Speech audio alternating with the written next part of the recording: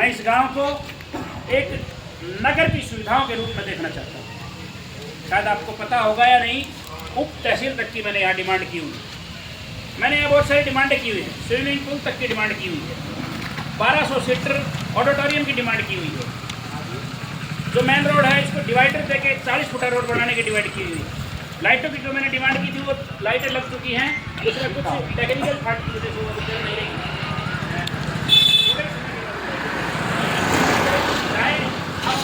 डाकघर की ओपनिंग आज पाली गांव में। परमेश्वर ने हमें मौका दिया है तो हम गांव को एक 4 चांद लगाने का कार्य आप और हम सब मिलकर करेंगे। तो आपसे मेरी यही उम्मीद है कि आप सभी मिल करके उस डाकखाने को 4 चांद लगाएंगे। आसपास का जो इलाका है, जाखड़ी, धोली, जाट, भुरजट, पारडी, भगडेना, ये सारे के सारे गांव का पोस्ट ऑफिस पाली होता है।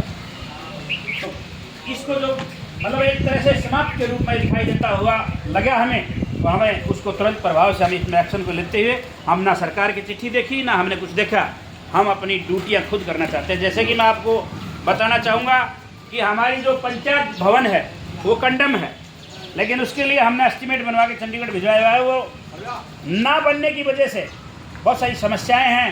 अब हमने निर्णय ले लिया है कि पंचायत भवन जब बनेगा हमें प्रजापति धर्मशाला से बात करके हम यहाँ बैठकर पूरे गांव की सेवा करने का कार्य करेंगे। इस तरह की सुविधाएं इंसान को जो जहाँ ड्यूटी मिलती है, उस इंसान को हमेशा उस ड्यूटी के प्रति अपना कायम रहना चाहिए, उस ड्यूटी के प्रति वफादार रहना चाहिए।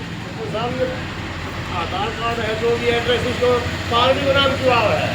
ये हमने कंप्लेंट दी हुई है। उसमें पालड़ी नाम आने का एक कारण है कि पाली गांव जैसे दूसरा पाली, उस पाली को सिस्टम उठा लेता है।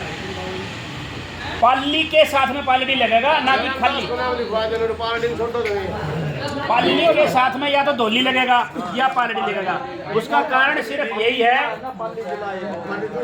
2 पाली और हैं, उस पाली को सिस्टम उठा लेता है। पाली और भी अपने कई कारण है उसमें।